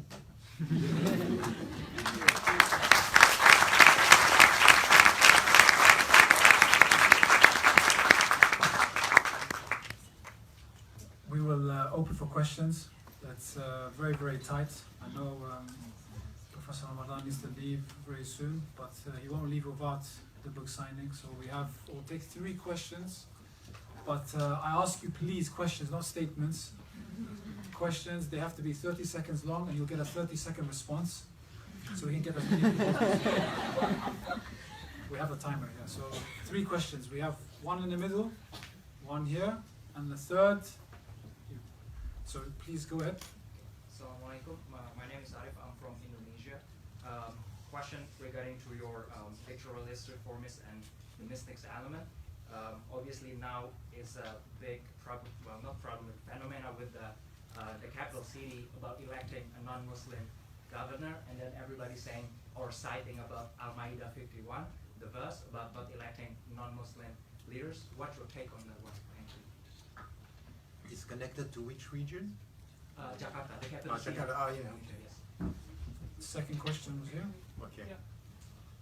Professor, my question concerns the trajectory of more egalitarian outcomes for women and gendered minorities within Islam. There's a burgeoning number of academics, the likes of Amina Wadud and Asma Barlas included, who say that the interpretive acts that have shaped Islamic fiqh and the exegesis of the Quran that defines the prescriptions for Muslims today was inherently patriarchal, and therefore there is within Islam itself space for more egalitarian interpretations. I would like to hear your thoughts about that particular branch of scholarship. And the third question here. Yeah. Through all your reflections, contradiction came very often, and I would like to know if it is because in the Muslim community there are different interpretations, different sources, and it is a strength or a weakness in terms of this contradiction that we may face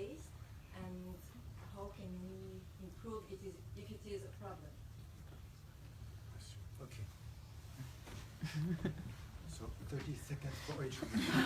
So the second, forget about that. Anyway, so what was the first one? Where are you? Yeah. Yes. Look, that's a very important question that we have in Muslim-majority countries, but we also had this question. And in the beginning of the 90s, I wrote to be a European Muslim, and I was responding to this. And even in Muslim-majority countries, I had to respond to that. So now, look, when it comes to politicians, and when it comes to, and they took the Surah Al-Ma'idah, for example, they misunderstood even the meaning of the verse, saying that you don't have to take somebody who is not a Muslim as a leader, or as you don't have to follow. In fact, it was understood in the Asbab al-Nuzul as using or buying or making alliance with people of other faiths against the Muslims, so not per se. And how can we get this? Because in fact this was very contextual.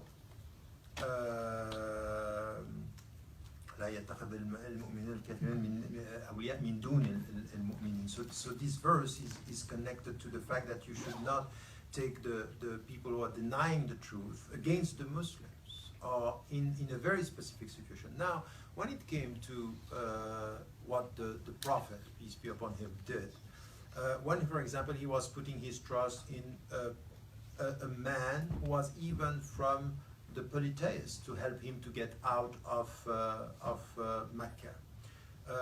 Omar ibn al-Khattab putting some non-Muslims, I take it very, or people of other faiths, in a very specific position of authority.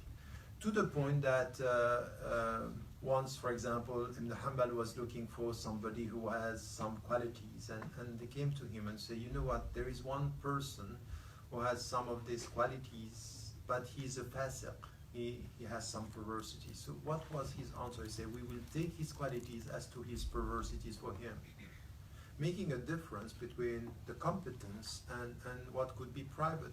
When it comes, so why I'm saying this? Because when it comes to politicians, and it's a profession, it's something, you have to deal with principles. And there are three main principles that are important. The first principle is integrity, honesty, okay? The second, of course, is competence.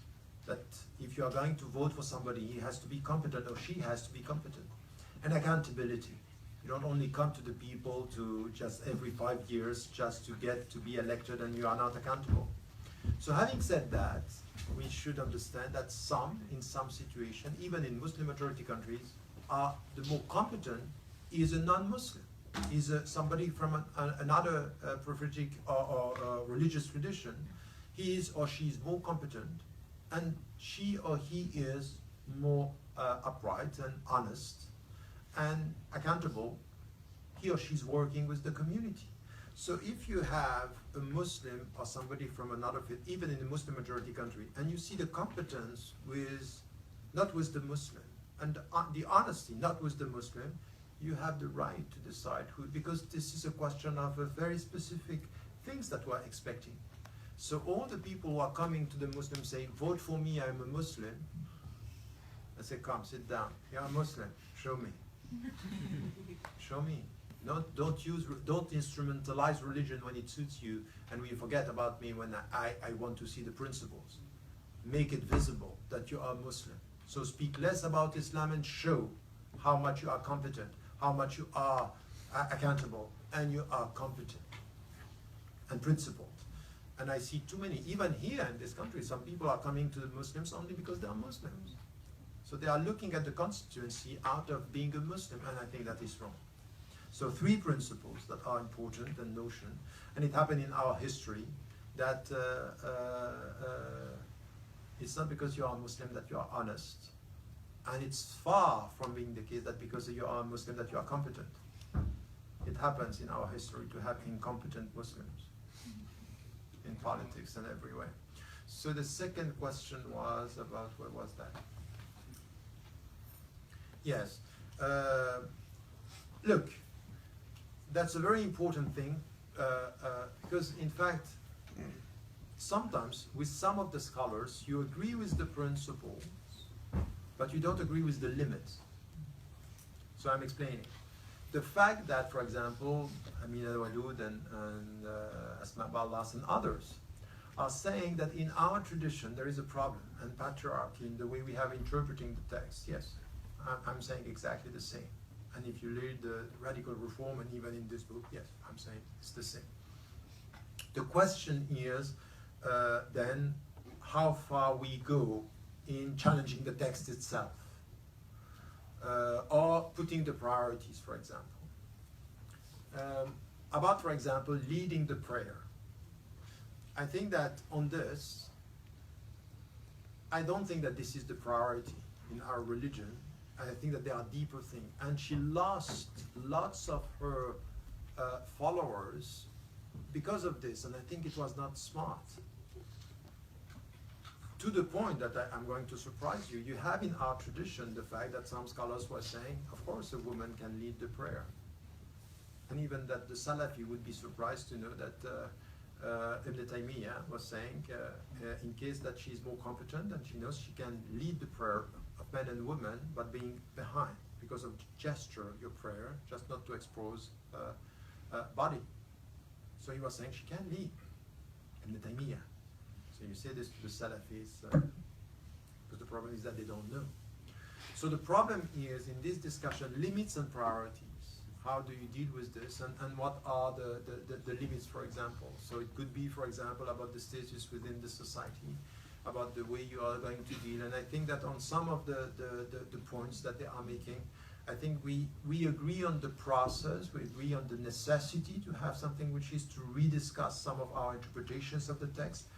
But what are the limits? For example, when it comes to, it could be the headscarf to the status within the society, for example.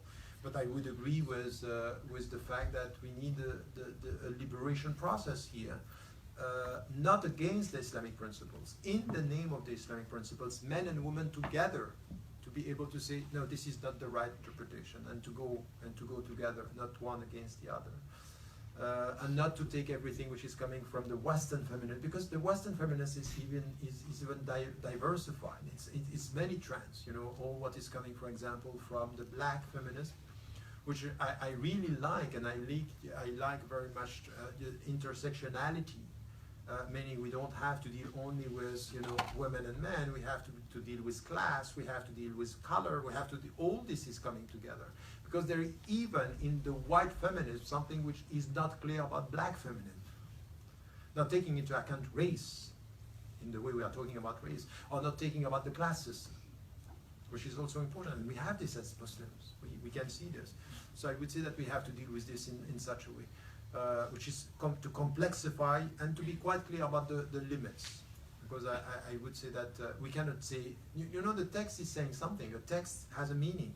You cannot just distort everything within the text. So you cannot reduce the text, but you cannot make the text say anything that you want it to say in a way which is not respecting some of the limits. And the last question was about... Yeah. Say, what was it again? Oh, it was about the fact that we have different sources. Oh, yeah. Okay, I got that. Look, I spoke a lot about contradictions during this talk, but by saying sometimes the lack of consistency between our principles and our way of... I was not talking about the fact that we have many interpretations. There is... Actually. Let me... What? Contradictions? No, interpretation. Yes, what I was saying is that in Islam there is something which is an accepted diversity. On some issues we have many interpretations and many different legal opinions. What I was saying, for example, we have things on which, as pillars on which there is no disagreement. And this is why when the scholars were saying, on these core principles, we say ma'loom min ad-din bid-darura. It's known as being the essential of your religion. We don't disagree on that. So you are not going to speak about, no one is going to disagree with the fact that we pray 5 times a day, that we don't drink alcohol. That on these principles is clear. Now, on other issues, secondary issues, we might disagree on some. And these are not contradictions. These are different opinions. that we need to deal with. It's not a contradiction. We need to deal with this. We need to accept that on some issues, we don't have the same answer. And even more than that, on some issues, at the same time, in the same city, two people are not going to have the same answer coming from a scholar. It's not contradiction. You see the reality of life. Why? Because a fatwa is something which is specific to you. You cannot export a fatwa. So this is a diversity of things. What is it positive and what is it negative? It's positive if every one of us here, is trained in understanding that your opinion is right, but the opinions of the other are not necessarily wrong. So which is al-ikhtilaf, adab al-ikhtilaf, which is ethics of diversity and differences of opinion, which is what is missing today. What is missing is that we think that it's right, and even sometimes we follow scholars who are much more open-minded than us. And we make them say things that they never said, but we say on their behalf. So people who are following in the footsteps of Ibn Taymiyyah are making Ibn Taymiyyah say that things that he never said. And when it comes to being from a specific school of thought or madhab, for example, I'm talking here about the levels of diversity. So I'm talking about levels of diversity, schools of al-madhahib, schools of law, schools of thoughts and trends. I'm explaining the diversity with it. Because if you want to deal with this diversity, you need to know how it works. So you have three levels of diversity. So you have vertical diversity and horizontal diversity. What are the limits? So you need to get that. That's the starting point of being a Muslim. Your opinion is your opinion. What do you get out of this, which is positive? Deep faith and intellectual humility. Intellectual humility, I think that this is right. And I always take one example when, for example, I was talking to somebody about music. Because you know that there are three opinions about music. They are not contradictory opinions. They are three different opinions. One is saying, music, haram. No way. Others are saying music with drums and percussion or and your voice is halal, it's okay. And the third one is saying music even with instruments is okay as long as the substance and the way it's done, it's not making you forget God. And it's about, so you have three opinions. My opinion is the last one. And this is what I said to Yusuf Islam Cat Stevens when in 94 he was avoiding and said, why, if Allah gave you such a voice, are you avoiding it? I said, that's my personal life. That's why and it's very, I was full of respect of somebody saying, I had to cut myself from this world. Coming back 28 years later, as he's coming back to it now. That's a choice. And so somebody came to me, a young student came to me and said, is music halal or haram? And I told him the three opinions, and I said, my opinion is not haram. So you can carry on playing guitar. That's not, as long as you are not. 3 months later, he came to me and said, I want to go to see another scholar. I said, okay. He says, you're right. I said, he told me haram. And I like this more than yours. Okay, that's fine. What? Two different opinions. So I looked at him, smiled, and said, so you don't play guitar anymore? I said, no, I play, but I know it's haram. Why I'm saying this? There is no contradiction. All the people, when I'm saying this story, what I want you to get is not, it's the psychology behind it. That I was full of respect for his. What he wanted is black and white. Tell me something. Tell me something which is, so I can understand. So we have lots of people who they need this psychology. They need this, haram or halal. The gray area is not right because I don't feel good. Even if he was playing, he wanted something which is clear. I think that this is where we have in your question to get a deep understanding. That these are not contradictions, but these are things that even for yourself, in your life, you can change. You can move from one opinion to another. As long as you are sincere with yourself, and one opinion is helping you to be more yourself, to get this feeling good, without having this sense of guilt, that's possible.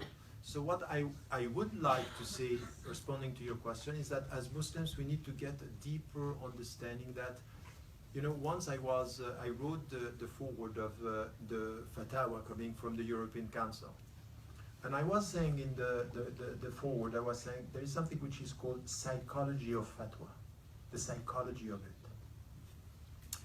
If you think about diversity as contradictory, you are not going to get that. But if you understand the psychology, you understand that things are moving, then you have to deal with the being of the people, the feeling of the people, as long as the legal opinion is accepted, and the legal opinions are different and accepted, keep it and let the people find their way.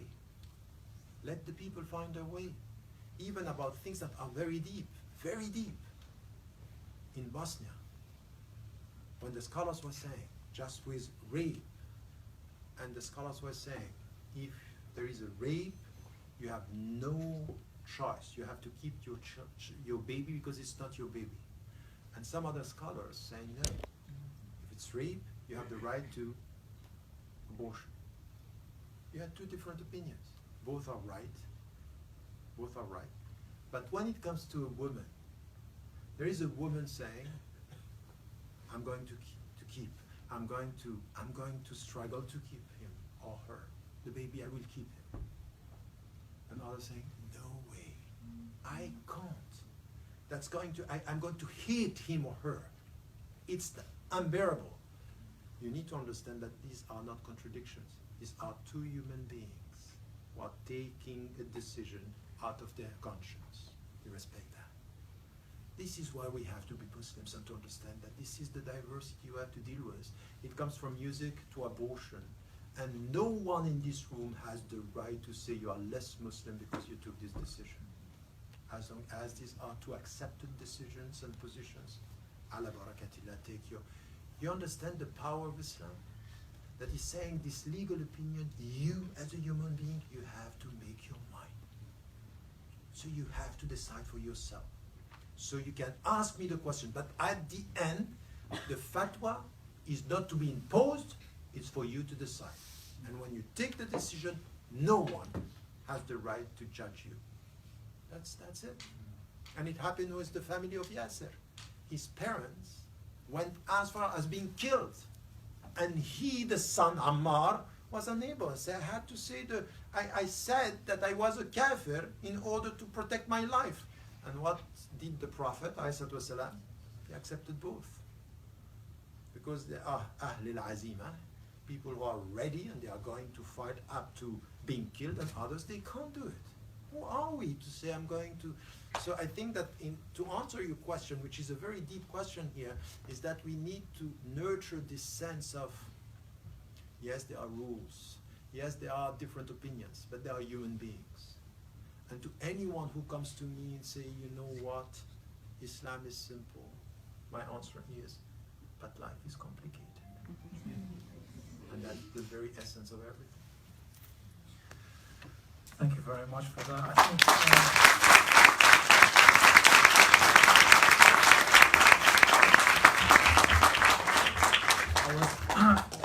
I'm very sorry we have to leave at that because it's just gone 10 o'clock.